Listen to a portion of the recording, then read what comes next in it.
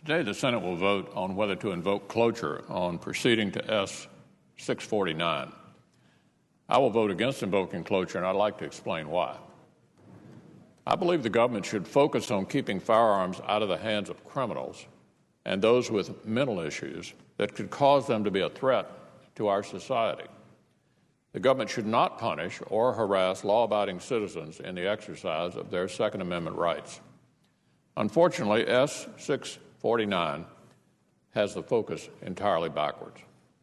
For example, the background check portion of S-649 is Senator Schumer's bill that the Judiciary Committee reported out on a party line basis.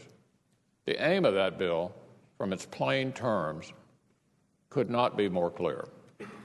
Section 121, the purpose section, provides that the aim of the bill is to require Americans to undergo background checks for, quote, all sales and transfers of firearms, end quote. If they don't, it's a federal crime. Again, the requirement applies to all sales and even transfers of all firearms. And with very few exceptions, that is exactly what S-649 does. The next section of the bill makes plain why that overly broad language is so problematic.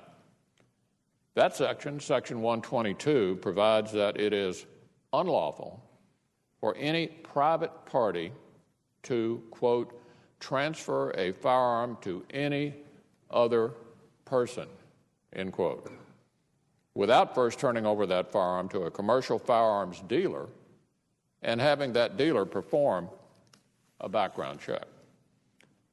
There are a few limited exceptions, such as for gifts between immediate family members and inheriting a firearm, but that's it. In fact, the bill makes clear that transfer means not just sale, but a, quote, gift, loan, or any other disposition of that firearms. So under the Schumer legislation, the following offenses would now be federal crimes absent surrendering the firearms and conducting a background check. Federal offenses: an uncle giving his nephew a hunting rifle for Christmas, a niece giving her aunt a handgun for protection, a cousin loaning another cousin his hunting rifle if the loan occurs just one day before the beginning of hunting season, or one neighbor loaning another a firearm so his wife can protect herself while her husband is away. Now, the people I'm describing are not criminals. They're neighbors, friends, and family. And the scenarios I'm describing are not fanciful. They happen countless times in our country. But the Schumer bill would outlaw these transfers, and it would make people like these criminals. But there are other problems with the legislation from the senator from New York. Under his legislation, it's a crime for someone who lawfully possesses a firearm not to report a lost or stolen firearm to both the appropriate local authorities, whoever they are, and the Attorney General within 24 hours. Now, people should report firearms that are lost or stolen, but are we really going to make their failure to do so within 24 hours a federal crime that is punishable by up to 5 years in prison? What if the person thinks the firearm is misplaced, not lost or stolen, but the person is actually wrong about that?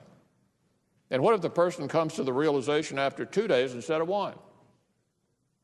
And if they report the lost or stolen firearm to their sheriff, assuming he's one of the undefined appropriate local authorities, why is it a crime if they don't report it to the Attorney General? And why would the provision target only those who lawfully possess firearms rather than criminals who don't lawfully possess them? Mr. President, I could go on and list other problems with S-649, but I think I've made my point. This bill is a clear overreach that will predominantly punish and harass our neighbors, our friends, and our families. So to protect the rights of law-abiding citizens of the Commonwealth of Kentucky and of other states, I will oppose invoking cloture on S-649. I yield the floor. Under the previous order, the leadership time is reserved.